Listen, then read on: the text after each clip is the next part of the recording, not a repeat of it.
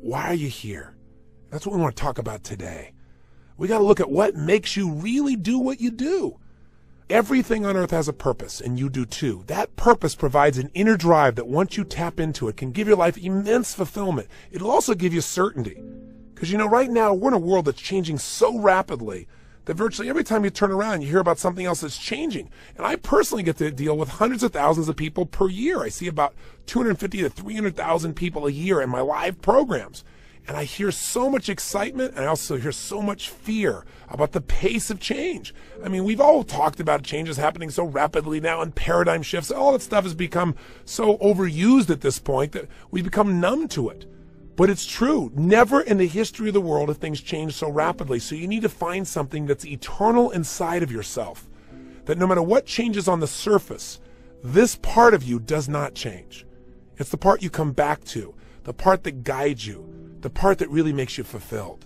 And that's your purpose. Because all of a sudden, when you find out a friend's got cancer, or you turn around and you see that 35,000 people at IBM got laid off, or an entire industry disappeared overnight because a new one was created, it'll give you a way to find some good in virtually anything.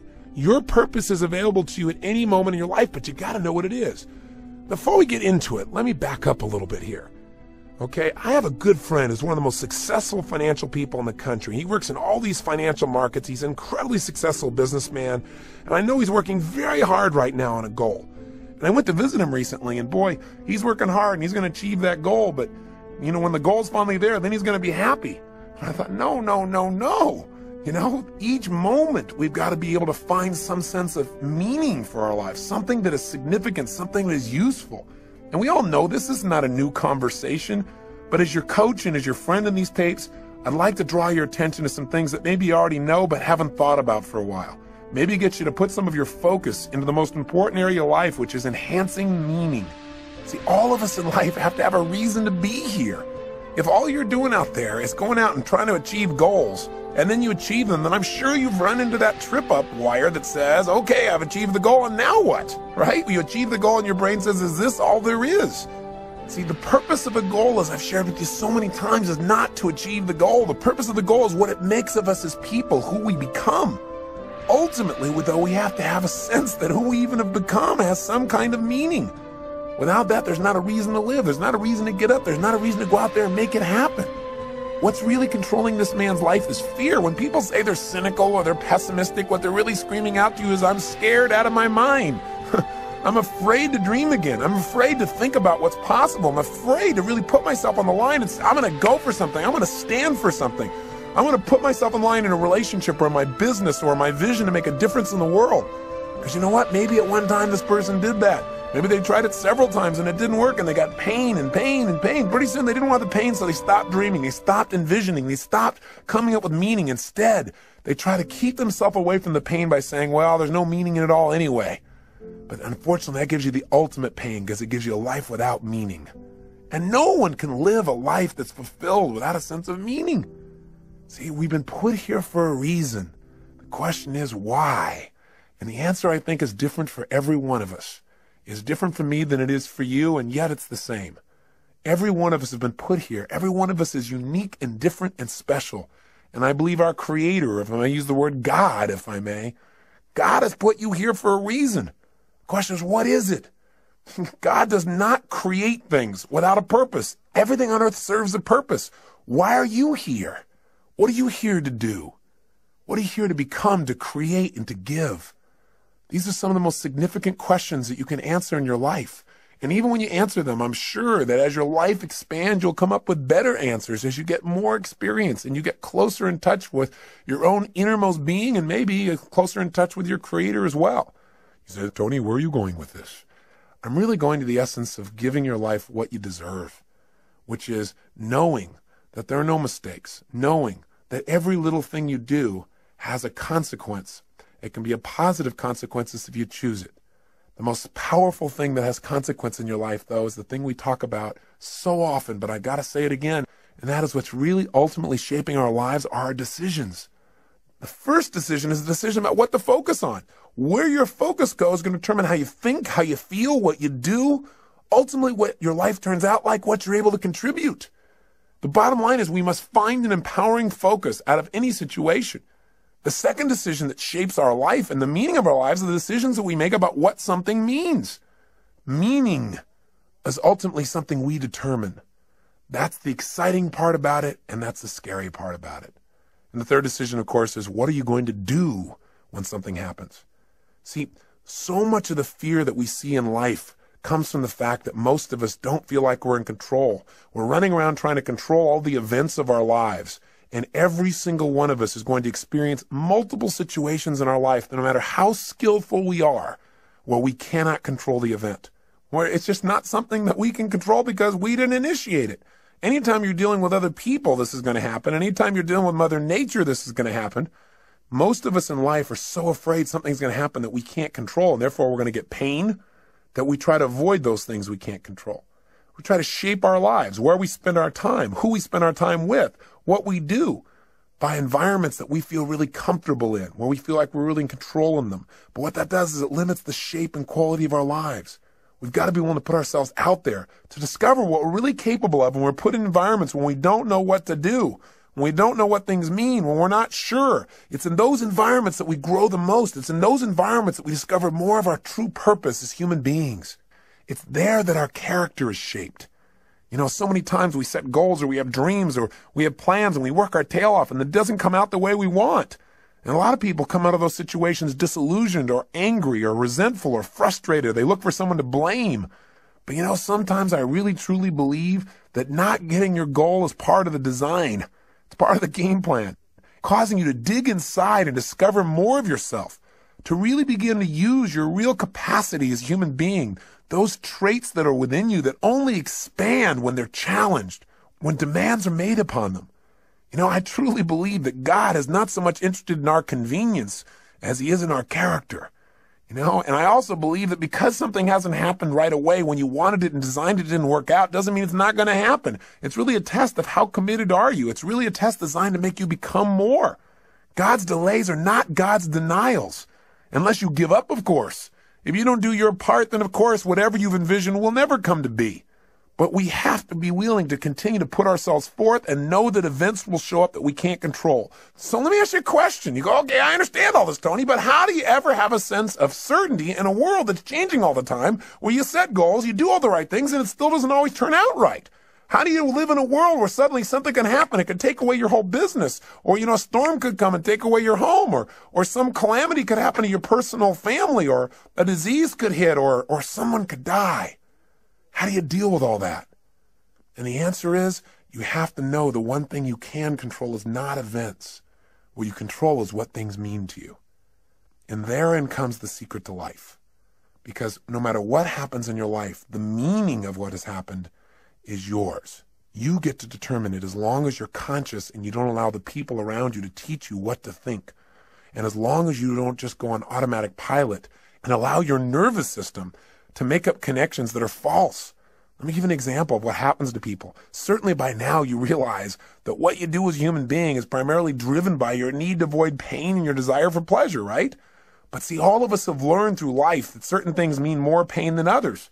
And so some people are driven by their fear, right? To experience the emotion of fear is the most incredible, painful thing they could ever imagine, so they'll do anything to avoid being in a fearful situation. Other people are driven by their desire to feel the sense of adventure.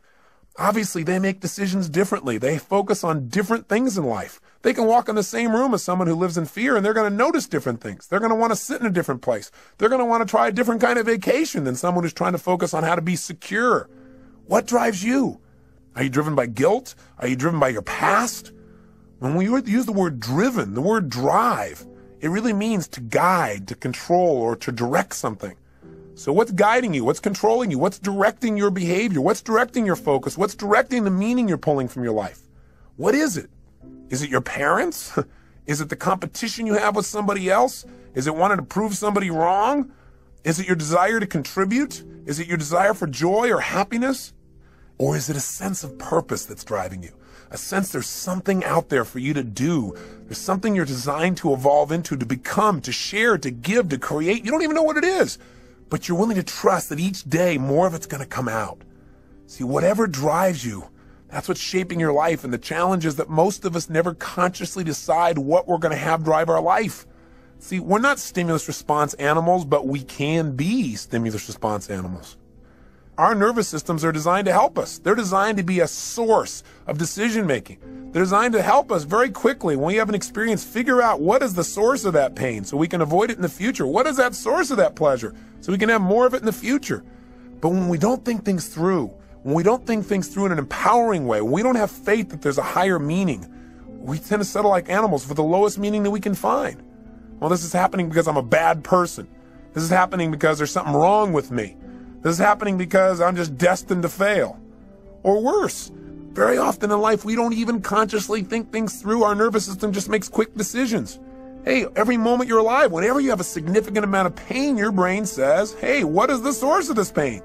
And it uses 3 criteria, I'm sure you remember, to determine what the source of your pain is. It looks for something that is happening about the same time you're having the pain that is unique.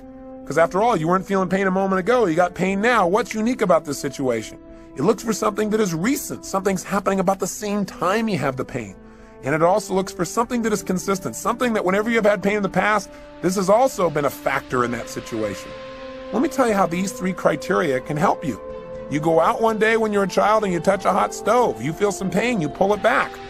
Your brain says, okay, what was unique to that moment that gave me the pain? It looks around and says, this burner, right? And it says, what was happening about the same time I felt the pain? I was touching this burner. And what's consistent about it? Well, maybe nothing until you do it again. After doing it 2 or 3 times, or maybe one time because it hurt enough, maybe one time is consistent. It's like when somebody says to you, you always do that. I don't always do that. Yes, you do. You always do it. I've done it one time. Yeah, but, well, that's always. Well, human beings can make a one time consistent if it's painful enough. So the bottom line is, what do you learn? Your nervous system learns you don't grab burners. Right? You just don't do that. And so in the future, when you're trying to make a decision about what to focus on, what things mean and what to do, and you're going by a burner, one of the options is not to go grab that baby, just for fun. So as basic as this lesson is, we fail to realize that this simple system that assists us so much in making decisions because it helps us discover what is the source of our pain or our pleasure so we can avoid the pain, gain the pleasure in the future. This simple system can be misguided or misinterpret information. See, here's how it works. I'll give you an example. I was doing a date with Destiny only a couple weekends ago, and several people were having major challenges in their life. And one lady just couldn't get herself to really have any meaning in her life. And as I kept digging, the real problem that she had is she felt lonely because she felt disconnected, because she wanted to have someone she could share her life with. But she couldn't get herself to do that. Why would you guess someone couldn't get themselves to be able to share their life? Not hard to figure out, is it? Pain. Person obviously, as I guessed, had a painful relationship in the past, which she had.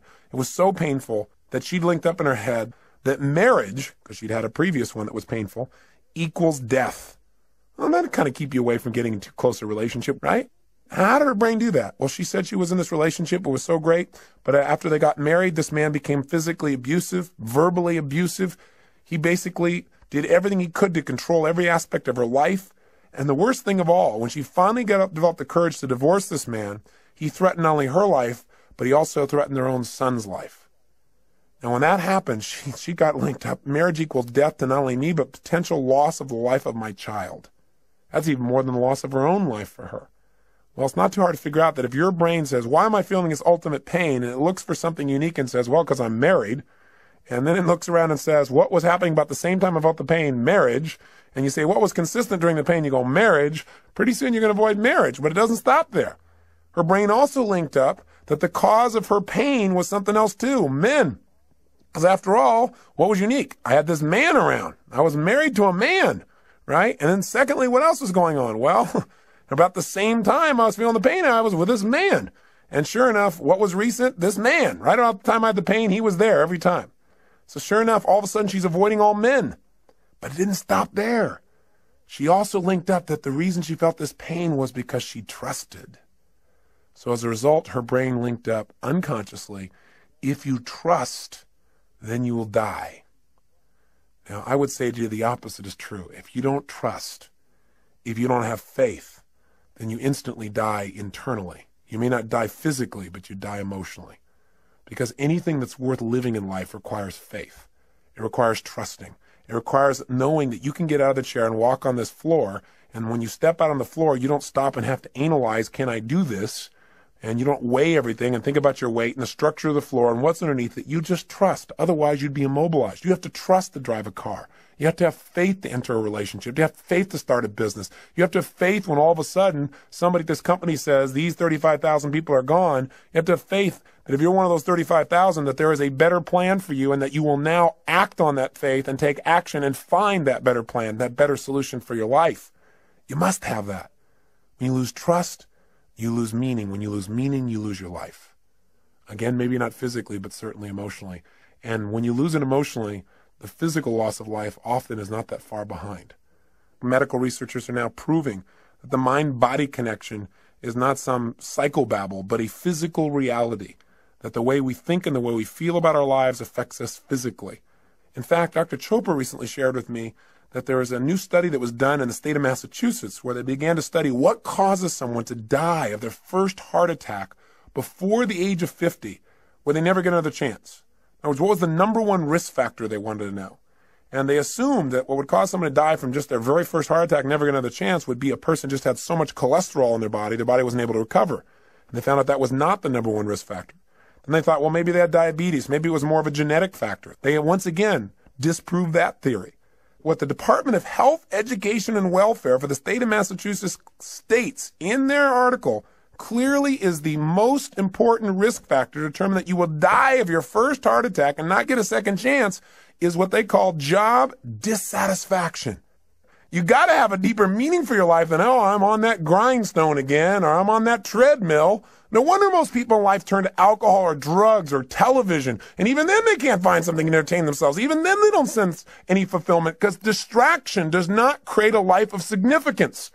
Distraction does not create joy. Distraction will not give you what you're seeking. Drugs will not change your life for the better. Right? What they'll do is hurt you. They'll create pain. And there are all kinds of drugs. Anything that doesn't expand you as a human being or allow you to share more love and joy with others in a natural way that enhances your physiology and your mind, your emotions, and your spirit is something you probably don't need. You got to grow. You got to expand. You got to contribute. You got to know that you're here for a purpose. There are no mistakes. There is a meaning. Even if you haven't found it yet, you must discover it. And you know what? For most people, they don't discover the meaning of their life until their life is over. What a sad place to be. Or until they have a life-threatening illness. Or until somebody very close to them that they love is about to leave them. You don't have to wait for the pain to discover the meaning. So, well, how will I know when I found the purpose of my life? You decide what it is. You discover it and you decide this is it. And maybe later on I'll refine it. I probably will. But for right now, this is why I'm playing the game of life. This is what it's about. Every day, if I'm just being this way, if I'm just doing these kinds of simple things with other people, with myself, then I know I'm on track. I know there's a reason for my existence. We all have that. Now, I know you know the story of Viktor Frankl, right? The man who wrote Man's Search for Meaning. Here's a man who's in a Nazi concentration camp with pain everywhere around him, knowing at any moment he could be gassed or maybe spared. And if he was spared, he'd have the unique privilege of going out and taking the dead bodies out of those gas chambers, putting them in the big ovens. Talk about intense. And yet somehow in the midst of that pain, he found a deeper meaning. The meaning was that even though he was in pain in the moment, that somehow, someday he would survive this and he would come to share the story so that this would never happen to other people in the future. He couldn't find a meaning in the moment. He found a meaning in the future. And for most of us, the meaning that we want for our lives is here today, and it's preparing us for an even greater meaning in the future if we'll just use all of our life's experience, the pain and the pleasure, to become more, to prepare ourselves for whatever it is that our Creator has brought us here for, to prepare ourselves so that at the moment of truth when we are needed, we will deliver. And my real belief is we're going to be delivering all along the way. It isn't something that someday you're going to do. It's something you every day are doing. You know, my former spouse, Becky, just recently lost her father. And it's been a tough time for her because in a very short period of time here, she's lost both her mom and her dad. And that's an event you cannot control. And God knows we tried. You know, 3 years ago when they told us that her father had cancer, they told us that he would die within a period of anywhere from 3 to 6 months. And we just did not allow them to tell him that. for the obvious reasons, you know what I believe from all the people we've learned from everyone from Dr. Bernie Siegel to Norman Cousins to Dr. Deepak Chopra. We understand the mind-body connection. If someone decides that because they have some dis-ease in their body, what it means is they're going to die, then of course they will. And fortunately, he never found out that diagnosis. And what we did is we kept making sure he had a compelling future. He had a sense of meaning, a variety of things that he was needed for.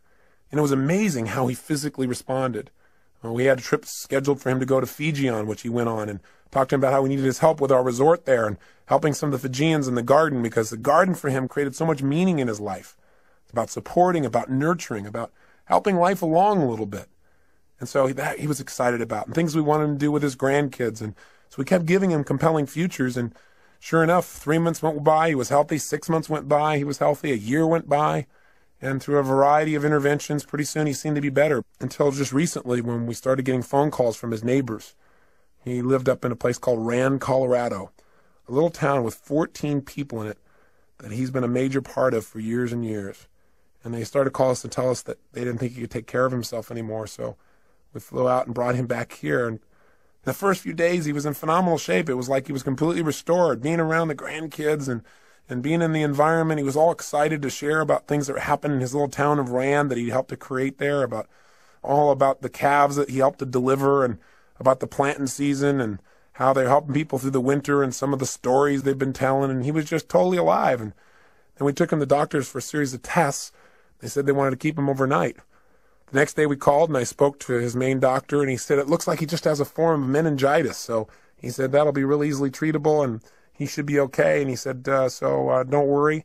He said, we're just going to do a series more tests because he's a bit dehydrated. He lives at an altitude of about 11,500 feet, and he's not drinking enough water. And he said, so, we're going to run a couple more tests, he said, next day. He said, but I think he'll be fine. He said, I have to go out of town. He said, my, partner doctor will be working with him. So he said, I've passed on all the information. You can check in with him tomorrow. Well, the next day, Becky went to go see her dad, and I was out doing a seminar. And I got a phone call, and the phone call was that they'd done additional tests and that they'd found out that the cancer had spread throughout his spine and into his brain.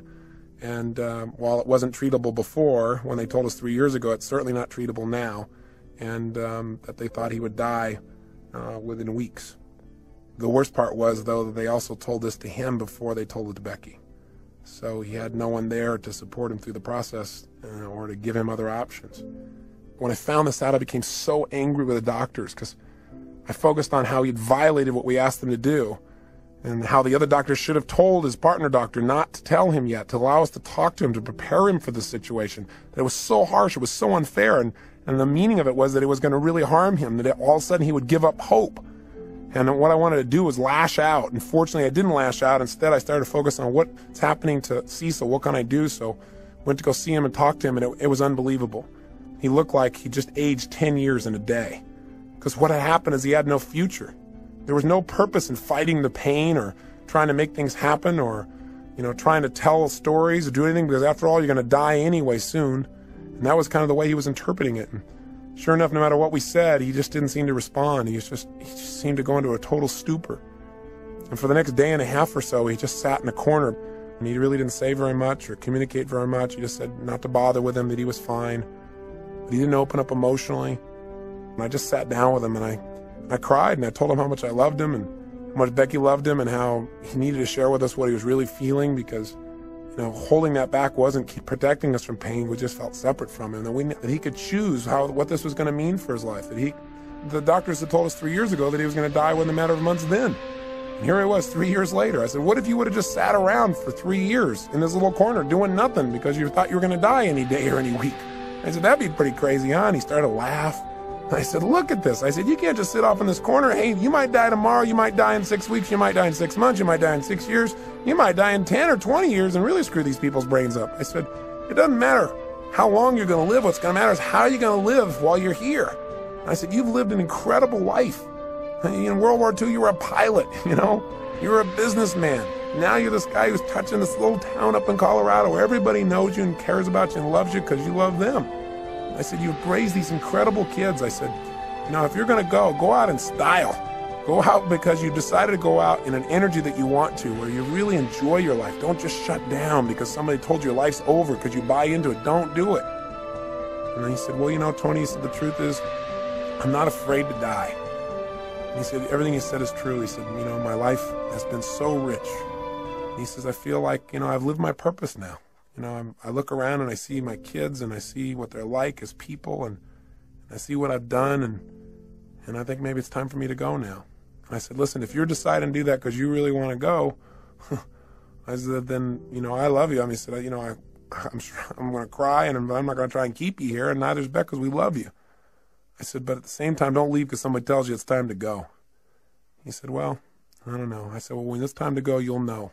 I said, and you can go consciously. You can decide when it's time. You don't have to wait till the pain is so intense you can't stand it. But at the same time, don't go any quicker than your meaning is done. And I think right now you're teaching your family a lot of new lessons. He said, yeah, that's probably true. And I said, so what do you want to do? How do you want to do things? I said, let's get your Fanny out of here. Let's get about. And we had this great conversation and talked about all kinds of things. I won't bore you with the details, but I let him know that he never have to worry about his daughter, and that she had become the kind of person he could always be proud of. And it was amazing because the next 3, 4, 5 days he came to life. All of a sudden there was a purpose in things again. All of a sudden he was alive. He'd go out by the pool and tell stories and so forth. And he went over to the polo grounds and did all kinds of just really great things. And then I went away for a seminar, and I came back 2 days later, and it was like he was gone. He could barely even talk. He's having a difficult time holding himself up. We had to have round-the-clock care for him. Pretty soon, he wasn't able to carry on a conversation. He would start talking gibberish and start seeing things that were invisible and point to them. And we could tell the end was coming. And as the end started to come, there was more and more pain and tears, and we felt it all. And I also, at the same time, reminded ourselves that, hey, we're making this thing that it's lost because of our short-term thinking about this man and his body and his presence, but his life will live on beyond his physical presence here. And for him, what it probably means is freedom. Finally be free of the painful body he's been in for so many years. For him, it's a chance to be with his wife, Becky's mom, a chance to be with other loved ones. There was another meaning that could give you joy at the same time you're feeling pain. And so we tried to focus on those. And then one night I got home, and all of a sudden I was called by the nurse, and she told me that Becky's dad had just passed away. And I had to share it with Beck, and we cried and we talked, and at the same time she felt an incredible sense of peace for him. It's amazing how instantly how we felt could change just by changing what we focused on, from our loss to his gain, to the feeling of joy for him to be free. We couldn't control the event, but we could certainly direct our own minds by thinking beyond ourselves to something deeper, to a deeper meaning in life. I got back yesterday from going with Becky up to this little town in Rand, Colorado. It's a little town I'd never been to before, but Becky had been there many times, and I got a chance to see where Cecil lived and the impact he had. He didn't really want a funeral. He never liked people who, quote, put on airs for anything. He was a simple man with simple values and a simple mission.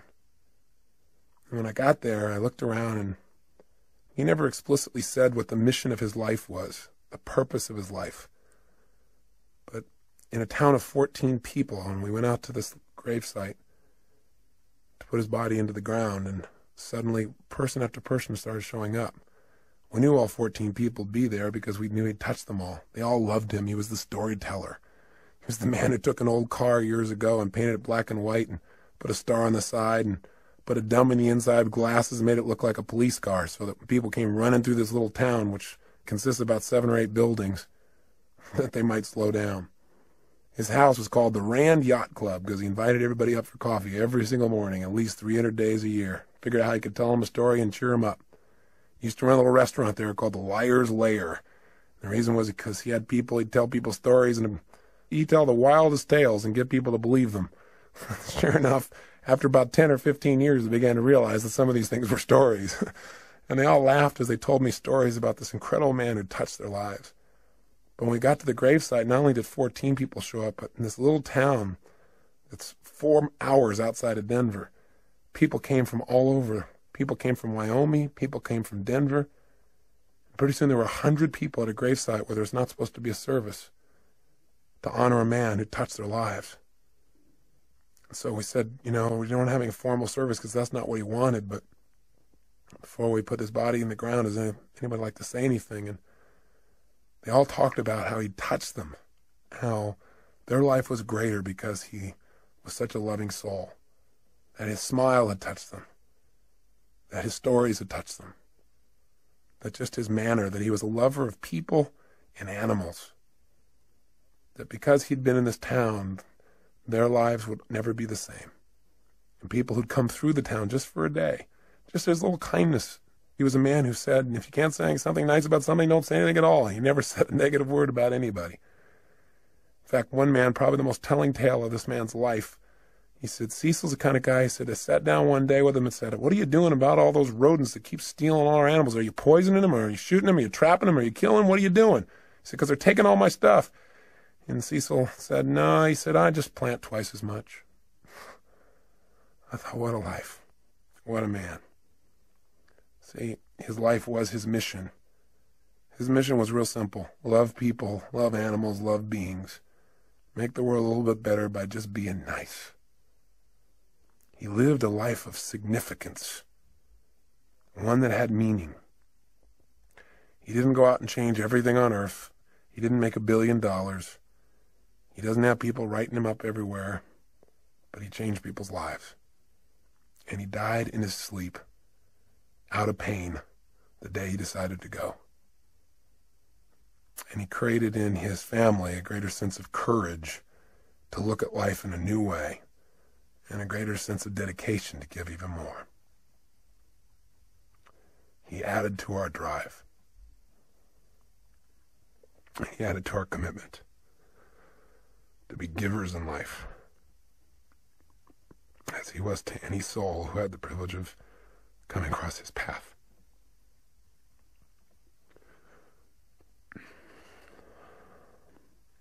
I hope it also makes you think about what's most important in your life. I remember an interview with Michael Landon in Life magazine when he knew he was going to go. And he said, quote, somebody should tell us right at the start of our lives that we're dying, that we might live life to the limit, every minute of every day. Do what I say. Whatever you want to do it now. There are only so many tomorrows. If you and I are going to live our lives fully, then maybe sometimes we can take the experiences of those around us and learn from them. We can learn that in all of our lives we're either warnings or examples. Cecil's life was an incredible example. He didn't think anything in life was insignificant. Not a rodent, not a flower, not an animal, not a stranger passing through. He lived by a philosophy that they also live in Fiji. By the way, Fiji was his favorite place. And the last things he told me was the happiest time of his life, the last few years, were the trips he took to Fiji. I think it's because he felt like there everybody understood what he understood. And life is meant to be a happy, to be a joy, to appreciate the little things as well as the big things, to appreciate one another, to be givers, to be lovers of life. I say to you that if you're driven by anything other than your love, than your spirit, than your desire to contribute, your desire to grow and expand, if you're driven by your need to please others, if you're driven by your fear, if you're driven by your past, maybe it's time to free yourself. And the way to do it is decide. Decide consciously what you want your life to be about.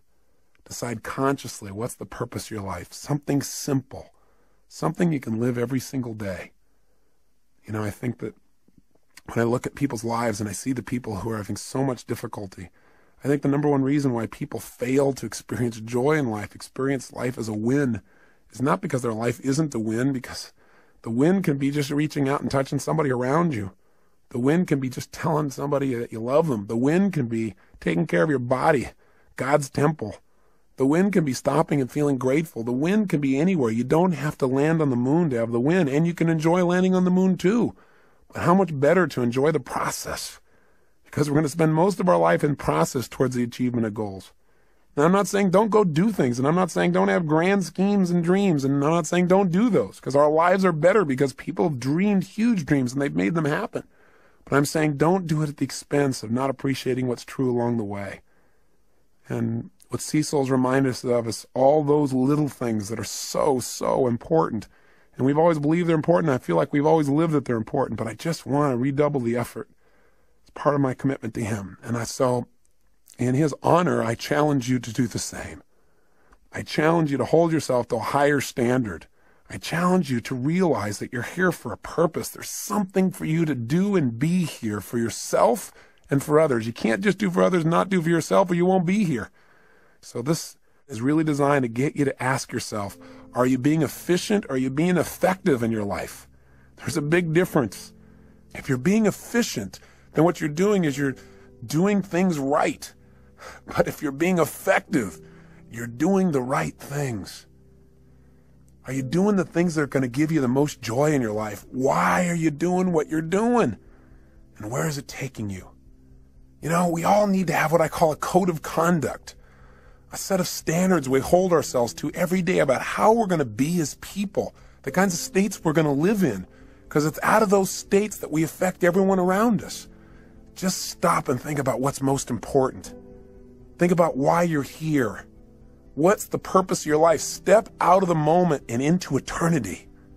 Think about what's eternal when you're feeling insecure. Start to realize there is something inside of you that is never ending. That there's something inside of you that is unchangeable. And that's the part of you that knows what is right, what to do, and why you're here. So, you know, it may sound metaphysical, it may sound religious or spiritual. Call it whatever you want. But know that the bottom line is that you are here for a reason, and that it's a special reason that only you know. And it may be that you haven't found it because you're looking for something huge. And it may be that you're living it right now. You're just not appreciating your purpose. Maybe what you're doing right now is your life purpose, this thing that you detest most. Or maybe what it is doing is giving you the challenge to really discover something within yourself that will allow you to give and be more. Because life is about two things, being and doing. How are you going to be as a human being? I mean, ultimately, our destiny is who do we become as people, and what do you do? What do you contribute? That's what it's about. That's what gives us a sense of fulfillment. A life of significance is one of growth and contribution. It's one where you decide what your life's about. Simply, what are you here for? Are you here to live, to learn, to grow, to share, to love? What are you here for? I'm asking these questions. I'm hoping you're thinking, not just listening to me. What is the special plan for you? You've got to discover the purpose of your life. There is a plan. There is something here for you that's different than anybody else in the world, and you've got to discover what it is. And the best way to discover is just trust your instinct and say, what is it? If it was simple, it was clear, and I was living every day, why am I here? Because if you never discover your purpose, how can you ever win the game of life? How can you really enjoy it thoroughly? See, I look around at people so often, they're so unhappy, and I think the reason is that they don't ever win the game of life. It's a game they feel like they can't win, like they're always losing. And the reason, number one, is, I think there's 7 reasons. I'll give you 7. I've jotted some down here. I think number 1 is, I think most people never win the game of life. They never feel fulfilled. They never feel joy because they don't know the purpose of the game. If you don't know the purpose of the game, what's your chances of ever winning? Of ever getting to ring the bell and feel that sense of fulfillment or joy or passion or love or whatever it is that you truly want at the deepest level? See, if you don't know the purpose of the game, if you don't know the goal, it's pretty hard to set up your game to win, isn't it? Pretty soon you start pursuing things that don't give you fulfillment. Living somebody else's life other than your own. You gotta know, what are you doing it all for? What do you really want? When I ask most people this question, what do you want? They give me answers like, well, I know what I don't want. I don't want to live this way anymore. I don't want to feel like hell anymore. That's not going to give you what you want. What do you really want? Oh, I want to finally be financially secure so I can retire. Great. You know the statistics about retirement? Actuary statistics from insurance companies show that 3 years after a man retires, specifically I'm using men, guess what happens? He dies. To retire is to die. And for some people, this is like their major aim. Think about it. Retirement is going to make you happy. You got to have a purpose. You got to know what it is. You got to decide what it is, at least for now, and know that that vision will continue to expand. Second reason why most people fail at the game called life, because even though they don't know the purpose of the game, they got tons of rules about how it must be played. Right? They don't even know the goal, and they got all these rules they got to live by. And not only do they have rules for themselves, but they have rules for everybody else around them. Rules for how their spouse should be. Rules about how their boss should be. Rules for how people they don't even know on the street should be. You know, it's so often in life we get upset with other people, and it's not about the other people, it's about our rules. They're doing something we know they shouldn't be doing, or they're not doing something we know they should be doing, right? We need to just relax a little bit. We need to realize that whatever people are doing, they got a reason. It may not be a very intelligent reason by our perspective, but who are we to say? And you know what? And maybe it isn't an intelligent reason by lots of people's ideas, but you know what? It is a reason. I mean, it all comes down to how do we wire ourselves as human beings. See, whenever you see somebody, you think they're doing something crazy, have some compassion. Are there any stupid things you've ever done in your lifetime? Or crazy? I would hallucinate based on my own personal experience. The answer may be, you betcha.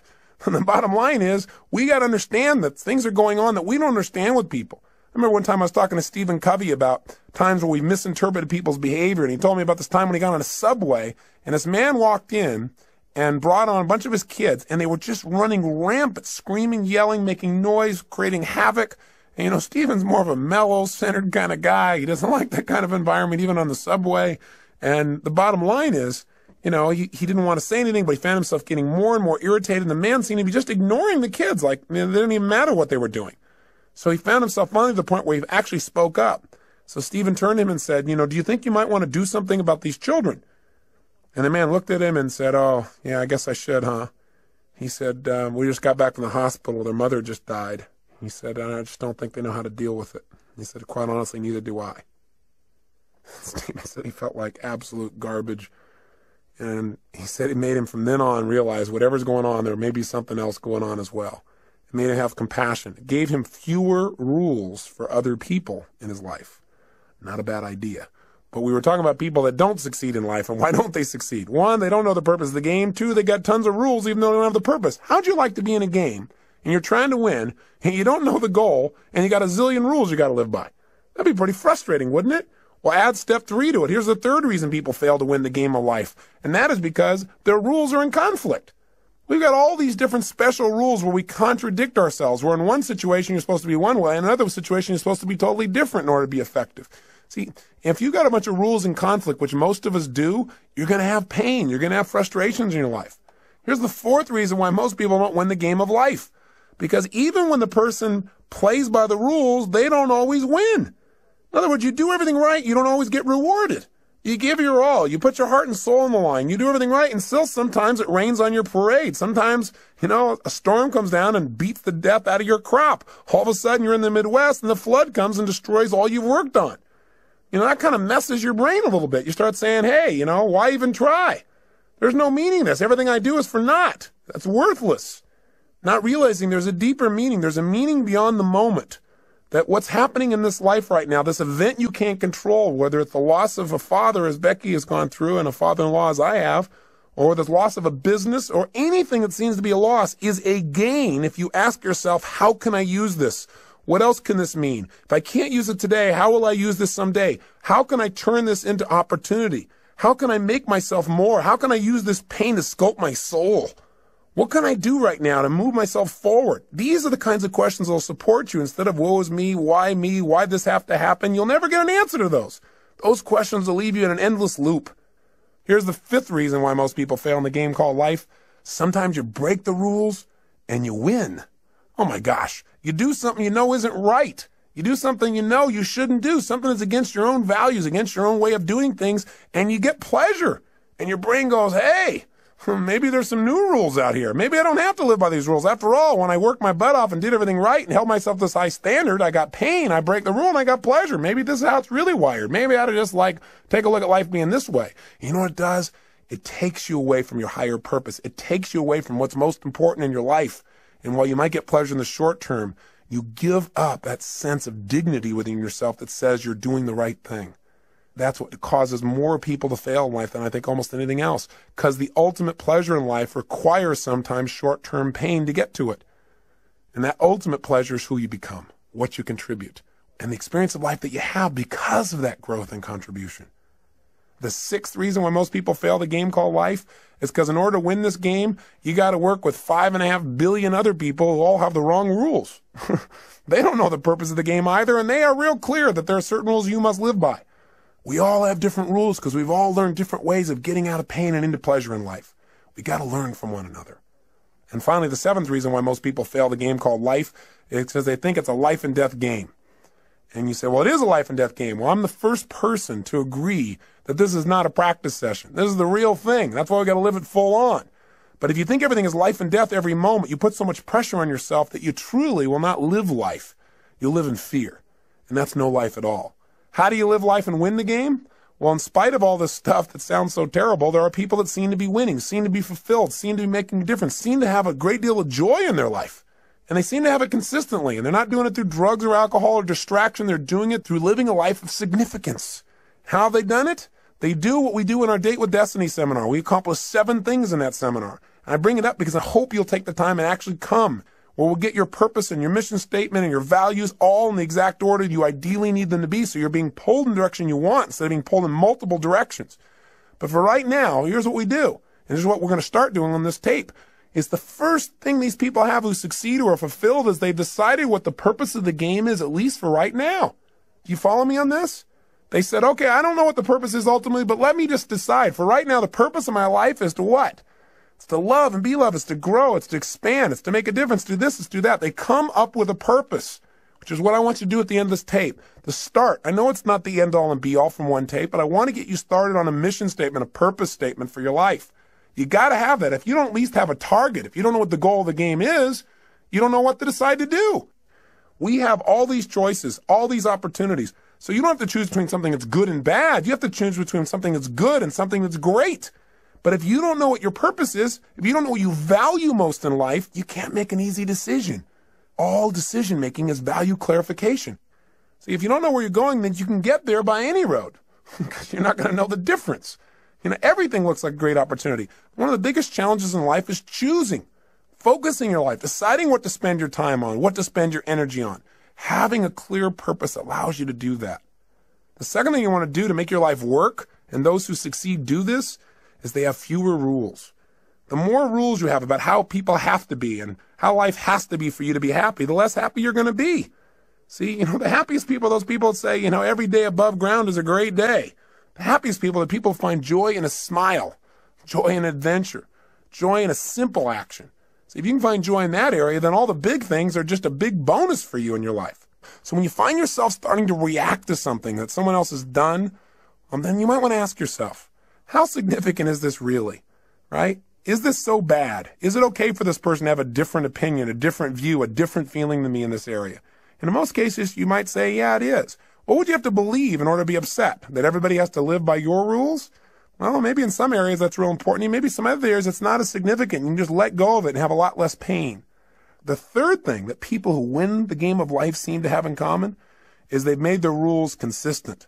They found the conflicts in their life, and when they find them, they've been honest with themselves and say, this is a total contradiction of what I normally believe in other areas. No more. This is not how I'm going to live my life.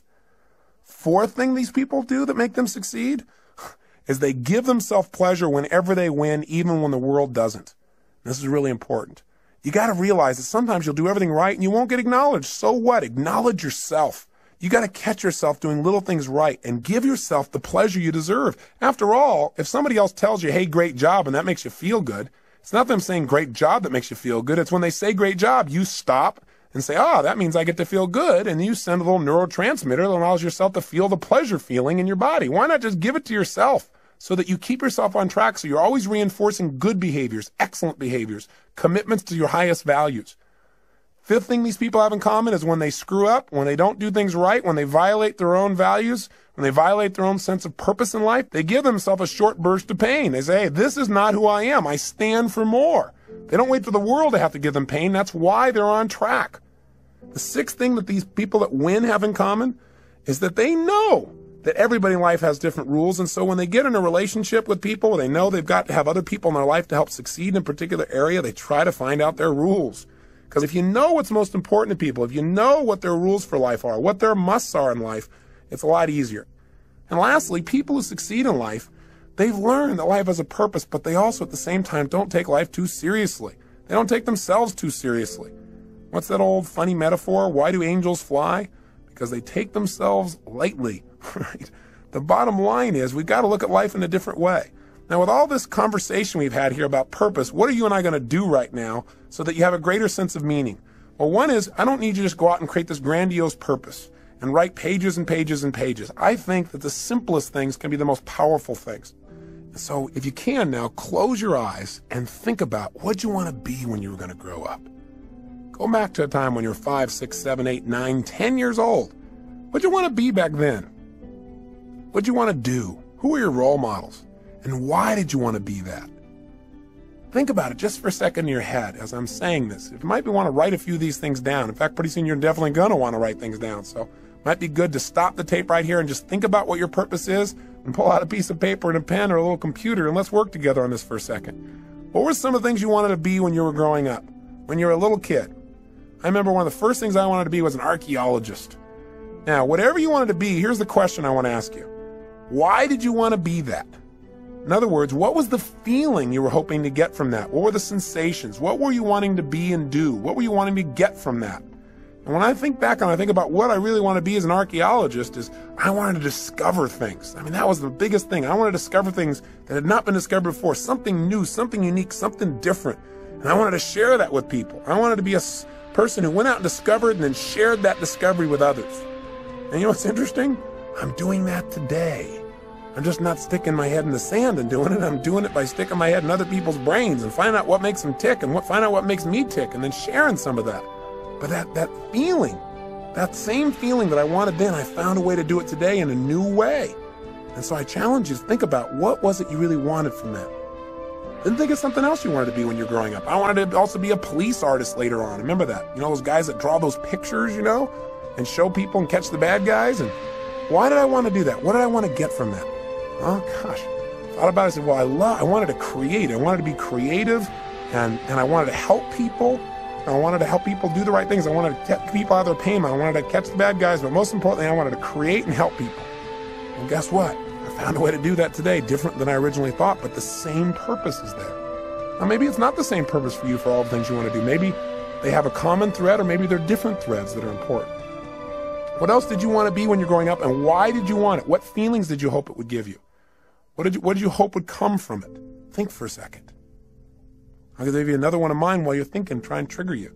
What else I wanted to do? Well, I wanted to definitely be a rock star. I wanted to be able to entertain people, to change their emotional states, to use my voice and my face and my body to give people more passion in their lives. And now I've found another way to do that. Plus, I get to work with some of these people. The other day, I got a chance to go to the Aerosmith concert. I kind of grew up listening to those guys. And I found out that Steven Tyler and some of these guys are fans of mine as well. Went backstage and I met Tim Collins, who's their manager, and he told me a phenomenal story. He said that years ago in the early 80s, when Aerosmith was in really bad shape, the guys were hooked on heroin and they were losing everything financially and the group had broken up, that he decided he was going to turn it around. And he read 2 books, Think and Grow Rich, and a little book called Unlimited Power. And he said that what he learned there gave him the inspiration and some of the tools and strategies to get himself off heroin and coke. And then he did a group intervention and helped the other guys do the same. And these guys are now on a mission. They're totally clean. And they're Evian water drinking guys that are out there sharing their rock and roll and their message, and they're doing it healthfully. I got a chance to meet Steven Tyler, who's just an incredible guy. I mean, these guys have been touring for 23 years, giving their all passionately every day. I feel like they're brothers. And it was really interesting because he said, I watch you on TV all the time. I feel like we're walking the same path, And he said, I listen to your tapes. And he said, we really have the same mission. He said, do you think you'd get together with us and do a gig for us? I said, what do you mean? He said, well, the guys on the weekend. Could you maybe do your gig for us so we could all participate on the weekend? I started laughing. I pinched myself. I said, oh, cool. Now I get to do a gig for Aerosmith. I'm not out there rock and rolling, but sort of I am. I'm working with the rock and rollers. So it's fun. So my point is, maybe you're not doing what you originally envisioned, but maybe you'll find a way to do it even better if you have some faith. Maybe if you keep developing yourself and you know at least the emotion you want, the contribution you want to create, you'll find a better way. Most importantly, before you can find the way, you got to know the essence of what it is you really want. What is that purpose? That's what I'm really asking you about. Now, with your eyes closed again, think about a situation in your life when you felt like you're really on a roll. You know the kind of situation I'm talking about, where you just felt incredibly good.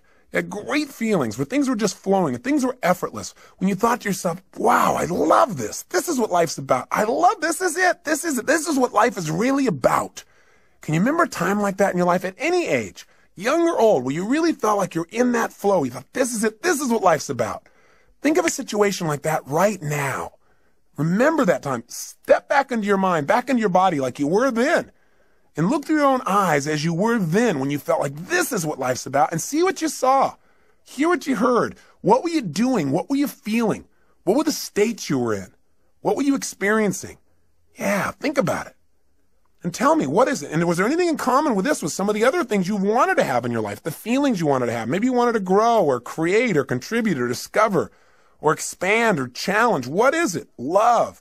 What were the feelings and what were you doing?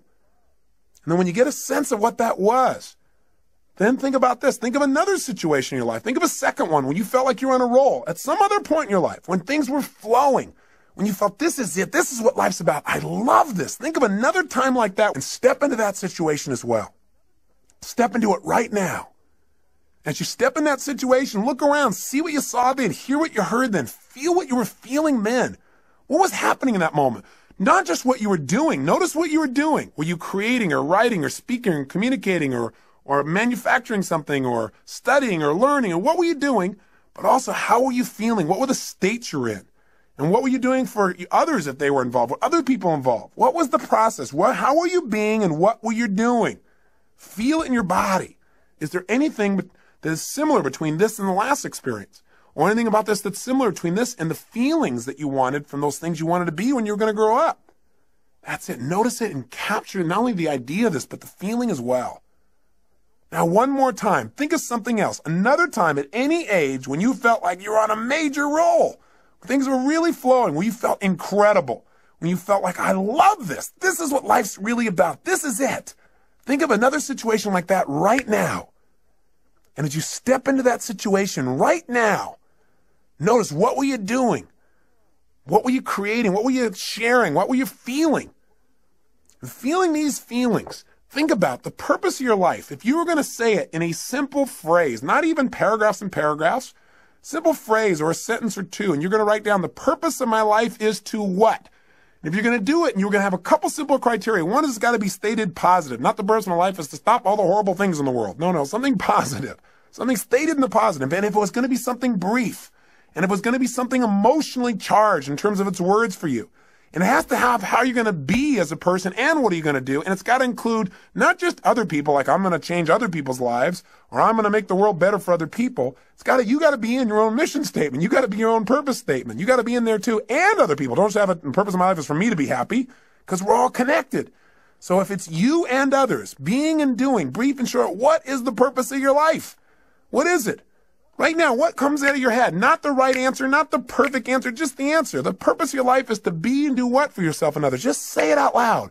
Just say it. Don't even write it down first. If you got pen and paper, then write it down. Purpose of my life is to what? Say it again. Try something. Keep changing it. And if you write it down each time, it'll give you better. So I'd prefer if you wrote it down. But just come up with something.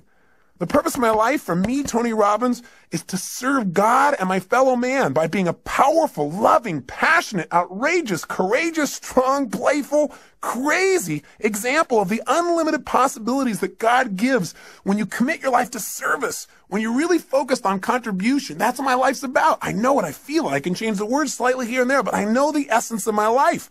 And you've got to know what that is for you. That is what will help you to make the decisions. That'll give you the motivation to get up early and stay up late. That'll make you connect with people in a way you've never connected before, but you got to know what it is. And it's got to be more than just you. You and others got to be brief. It's got to be emotional. It's got to be intense. So go do it right now. Turn off the tape and just start writing like crazy. What is the purpose of your life? And when you write something, write another thing. Cross it out and write another one. And keep writing it better and better until you got something you like, then to turn the tape back on. Go for it. Do it now. The purpose of your life is to what? You did turn this tape off, didn't you? You're not just sitting there thinking, come on, if you write it out, it'll be better with more precision. Turn it off. And if you're on your way back, then just ignore the last sentence. Welcome back. Now, do you got something you really like? I hope so. Now, I know it's not the end all and be all, and it better not be perfect, or I'm going to come through this tape and grab you. Your job is not to be perfect. It's to be excellent. Perfection can never really be achieved anyway. If you're truly a perfectionist, then it's never perfect. But it's getting better all the time. So what is the purpose of your life? And how does it feel when you think about this is the purpose of my life? Now let me give you one other criteria. Did you write it so you can only achieve it once you die? If so, change it. Because we don't want you to have to die to achieve your purpose, which is what some people have. It should be something you can experience every day. You know, whatever you do, Whether you're just sitting at the lunch counter, you're walking through a grocery store, you're going and conducting your business, I don't care what it is. It should be something you can feel. And you got to find what that is for you.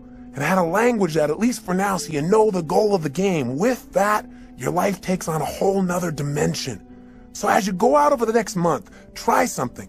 Take this purpose statement and keep it in front of you. Put it in the system you use for managing your time and keeping your to-do list. Put it up on the wall nearby. And as you look at it each day, don't just write it and forget about it. Think about each day, how can I live my purpose more? And when you go to make a decision about doing something, and you're not sure why you're doing it, you can always go back to your purpose. You can do it going into a meeting. You don't know why you're going to the meeting? I'm going to the meeting. I'm going to be powerful, loving, passionate, outrageous, playful. I'm going to inspire people to see what's possible if we really serve all the people around us. That's not hard to figure out. You have a guiding principle. No matter what happens, principles don't change. The essence of who you are will not change. The environment may change, the vehicles may change, but what's inside of you won't. Now, let me say one final thing to you before I send you off and have you take some more time to work on your mission statement. One is, if you want to send me your mission statement to Robin's Research, I'd love to receive it. I'd love to see how you've languaged the purpose of your life. So if you feel like doing that, please do and address it to me personally. But the other thing is this. I want you to realize that very often, not getting your dream gives you your destiny. What I mean by that is this. So often, as I said when we started this tape, people set up a goal or a dream and they don't get it, and then they feel so disappointed and so frustrated, sometimes resentful towards others or to their creator or towards themselves for not accomplishing or achieving it. But the truth of the matter is, whenever something happens, you must find an empowering meaning. You must ask yourself, how can I use this? If this was to serve a higher purpose in my life, how would I use it to serve a higher purpose? If this was going to make me into somebody more, how would I use it to make me more? And very often in life, if you really look back on your life, the worst situations in your life have been the best. If you were willing to trust that it happened for a reason, that somehow, even though this is painful and you'd never want it to happen again, somehow this is going to serve you. Maybe you were hurt by someone or some situation, but because of that, your kids will never be hurt the same way you did when you were a child. Or maybe you went through some tough time, but because of that, you'd be able to help somebody else so they won't have to go through the same pain you did. Maybe the pain made you make a new decision and send you in a brand new direction that brought you to this destiny. I really, truly believe in my heart of hearts that if we're willing to trust and have faith and look for answers and actively pursue them, that every human experience supports us, even those that are painful. And I believe we can probably do them without the pain, but if the pain does strike or if something happens outside your control, which it will, then instead of living in fear that that'll happen someday, you want to live from the sense of certainty that says no matter what happens, I will benefit from it because I will look for benefits and therefore I will find them. It's that simple. And I'll give you a good metaphor. You know, there's a great movie, I'm sure you recall, it was called Field of Dreams. In it, they said, if you build it, they will come. In the movie, Kevin Costner seeks out an old man by the name of Doc Graham. He's played by Burt Lancaster. And when he first meets this man, he's going to see him to tell him about a field of dreams that Kevin has developed. A place where these old men could come back and play again, to be young again, to live their dream. And when he meets Doc Graham, he starts to talk to him and he says, I understand that you only were able to play one inning in your life. Because Doc Graham said, well, yeah, my whole life's dream was always to play baseball, to be a professional. He said, every single day I gave my all. I lived this passion. He said, you know, I took ground balls and batting practice and I pushed myself. And he said, finally, I made it. I made it to the big leagues. And the whole season went by without my being able to play. And finally, at the end of the season, in the 8th inning, the coach looked over at me and said, kid, I want you in right field.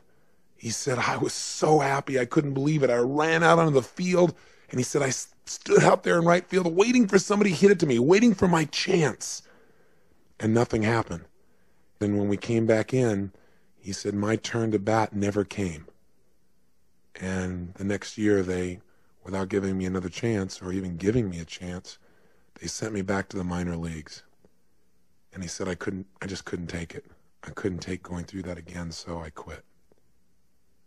And Kevin Costner said, oh my God, that's unbelievable. What incredible pain. What devastation. That must have destroyed you. I mean, for any man to be that close to his dream and have your dream pass you by as if it doesn't even know it's you. He said that must have been the most destructive, painful thing. That's a total disaster.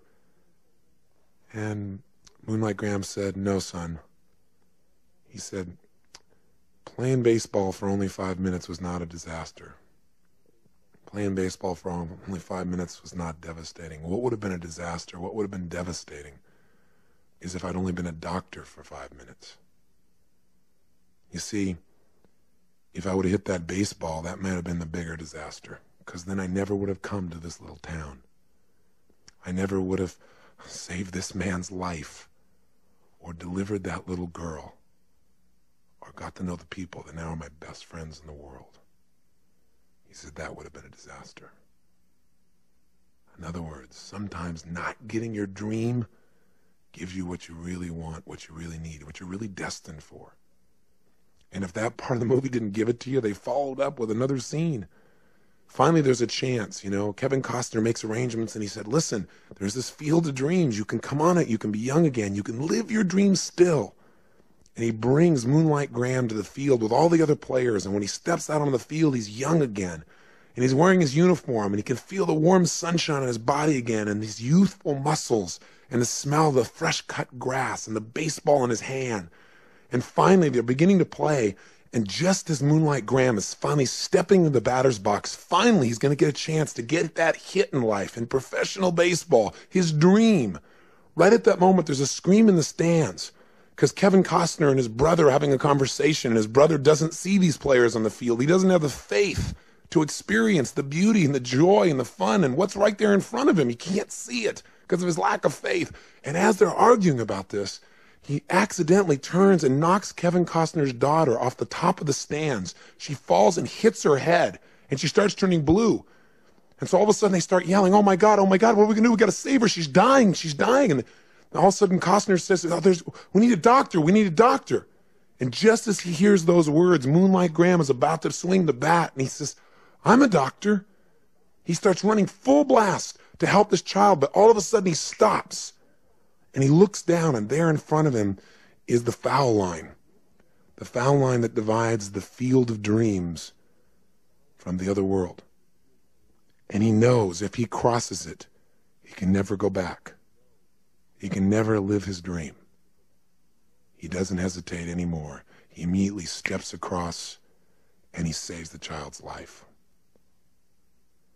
He loses his dream, but he lives his destiny. The moral is very simple. Inside each one of us, there are desires that we have for our personality, those things that we want to avoid pain and want to gain pleasure for. But there are also moral needs. There are those needs inside of us to go beyond ourselves to something greater, to something more.